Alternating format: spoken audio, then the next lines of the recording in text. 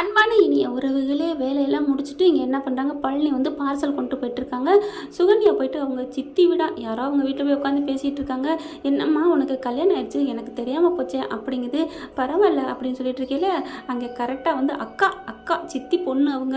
உடனே பார்த்தா என் புருஷன் மளிகை கடை வச்சுருக்காரு அப்படிங்குது. அப்படியா அப்படின்னு அந்த பொண்ணு கேட்குது. நல்ல பாசமானவர் அப்படின்னு சொல்லிட்டு இருக்கேல, அக்கா அப்படின்னு ஒரு குரல் வெளியில் வந்து பார்த்தா பழனி, வாப்பா வந்துட்டியா, சீக்கிரம் வா, அந்த இந்த கொண்டு போய் உள்ளர வைக்கிறியா, ஓகேக்கா அப்படின்னு உள்ளர வந்தால் சோனியா பார்த்துட்டு, சோனியா நீ இங்கே அப்படின்னு கேட்க சோனியாவுக்கு அள்ளு விடுது. ஐயோ மளிகை கடை வச்சிருக்கோம்னு சொல்லிவிட்டோமே, இவர் பார்சல் தூக்கிட்டு வராரு அப்படின்னு பார்த்துட்டு அந்த பொண்ணு என்ன பண்ணுது, இது யாரு உங்கள் பொண்ணாட்டியா சுகன்யா, பழனியா உன் புருஷன், ஆமாக்கா, இவ என் தங்கச்சி தான், சித்தி பொண்ணு தான் அப்படின்னு சொல்ல, அப்படியாக்கா இனிமேல் நீங்கள் எனக்கு அண்ணி அப்படின்னு சொல்லிட்டு, வா சோனியா வீட்டில் வரைக்கும் நான் கொண்டாந்து விட்டுட்டு போகிறேன், பரவாயில்ல பரவாயில்ல அப்படிங்கிறாங்க. பழனி வெளியில் போயிடுறாரு. சுகன்யா என்னமோ மளிகை கடை வச்சிருக்காருன்னு சொன்னேன், பழனியா உன் புருஷன் ரொம்ப நல்ல மனுஷன் தான், நீ சொன்ன மாதிரி எதிர்த்து கூட பேச மாட்டாரு அப்படிங்கிறாங்க. ஆனால் வேலை பார்க்குறாரு, வேலை பார்த்தா என்ன மளிகை கடை வைக்கக்கூடாதுன்னு இருக்கா என்ன அப்படின்னு சுகன்யா சமாளிச்சுட்டு வெளியில் வந்து திட்டுதுங்க. உங்கள் கூடலாம் அப்படி இப்படின்ட்டு உங்களை பற்றி நான் உயர்வாக சொல்லி வச்சுருந்தேன், இந்த ஓட்ட வண்டியில் என்னை தூக்கிட்டு போகிறீங்க அப்படி இப்படின்னு கத்துது. என்ன சோனியா அப்படின்னு சொல்லிட்டு வண்டியை அடிச்சு பார்க்குறாரு. வண்டி ஸ்டார்ட்டே ஆக மாட்டேங்குது. சுகன்யா சொன்ன மாதிரி ஓட்ட வண்டியாக தான் இருக்குது. இங்கே ட்ராவல்ஸ் எல்லாம் முடிச்சுட்டு கதிர் ராஜையும் கணக்கு பார்த்துட்டு இருக்காங்களா. எனக்கு ரொம்ப சந்தோஷமாக இருக்குன்னு ரொம்ப பேசிக்கிறாங்க. எப்படிங்க ஏன் இப்படி ஒரு மாதிரியாக இருக்கீங்க அப்படிங்கிறாங்க. இல்லை எனக்கே ஒரு மாதிரியாக பயமாக இருக்குது. அதெல்லாம் பயப்படாதீங்க, நம்ம 2 பேரும் நல்லா சாதிப்போம், நீ நல்லா வருவ அப்படின்னு சொல்லிட்டு இருக்காங்க. ஆனால் இவர் கொஞ்சம் கண்டுக்காத மாதிரி பேச, பிடிச்சிருக்குன்னு சொல்லிவிட்டு பிடிச்சவங்ககிட்ட எப்படியா பேசுறதுன்னு மனசில் நினச்சிக்கிறாங்க.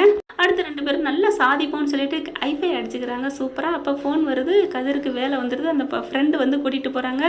அதெல்லாம் நீங்கள் போகாதீங்க இருங்க அப்படின்னு ராஜி ஆசைப்படுது, கதிர் பக்கத்தில் இருக்கணும்னு சொல்லிட்டு. ஆனால் வேலை முக்கியம்னு போயிடுறாரு. என்ன இவர் கொஞ்சம் கூட என் கூட இருக்கவே மாட்டேங்கிறாருன்னு ராஜி ரொம்ப நொந்துக்கிறாங்க. அடுத்து தங்கமேலோட அப்பா அம்மா என் நேராக வீட்டுக்கு போயிடுறாங்க. தங்கமேல் பார்க்குது, ஏம்மா எதுக்குமா எல்லாரும் போயிட்டாங்க, நீ மட்டும் இங்கே வந்த, இனிமேல் மதியானம் ஆயிடுச்சுடே, வீட்டுக்கு போய் நான் சமைச்சிக்கிட்டா இருக்க முடியும், அதான் சோத்தை தின்னுட்டு போகலான்னு வந்திருக்கிறோம் அப்படிங்குதுங்க. வெக்கங்கட்டதுங்கன்னு சொல்லணும். இதெல்லாம் காரியக்காரவங்களா இல்லை வெக்கங்கட்டவங்களா கமெண்ட்ஸில் சொல்லிடுங்க. நீ ஏண்டி இப்படி இருக்கிற, நகை நட்டை போட்டுட்டு வந்திருக்கலாம்ல, உன் வீட்டு ஃபங்க்ஷனில் இப்படியா இருக்கிறது அப்படின்னு தங்கமேல் அம்மா சொல்ல, அம்மா எந்த நகையை போட சொல்கிற, போட்டுக்கிட்டு ஈன்னு பல்ல காமிக்கும், அதுலேயும் குழலி எண்ணிருக்காங்களே கரெக்டாக கேட்சா பண்ணிடுவாங்க, இது தேவையா அப்படிங்குது. என்னமோ போடி அப்படின்னு சொல்லிட்டு எல்லாரும் வந்துடுறாங்க. வாங்க சம்மந்தி வாங்க வாங்க வாங்க சாப்பிடுவோம் அப்படின்னு எல்லாரும் சாப்பிட உட்காடுறாங்க. அதுக்கப்புறம் என்ன பண்ணிட்டு இருக்கீங்க, உங்கள் கடையெல்லாம் எப்படி போகுதுன்னு வாயை கொடுத்துக்கிறாரு தங்கமேல் அப்பா.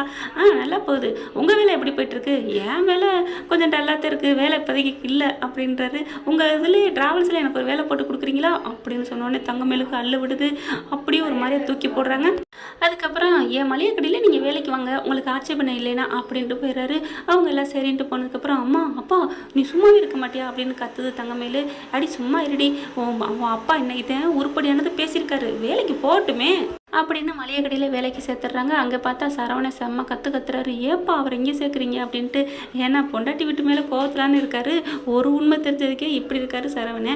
அடுத்து ஏன்டா இருந்துட்டு போட்டுட்டா கொஞ்ச நாளைக்கு, அப்புறம் தனியாக பிஸ்னஸ் பண்ணிக்கிறோம் அப்படின்னு பாட்டின்னு சொல்கிறாங்க. ஓகே ஃப்ரெண்ட், பார்க்கலாம் என்ன நடக்க போகுதுன்னு. இந்த பதிவு உங்களுக்கு பிடிச்சிருந்துச்சுன்னா உங்கள் பொண்ணான கையில் ஒரு லைக்கை போட்டு சப்ஸ்கிரைப் பண்ணிடுங்க. Thank you friends.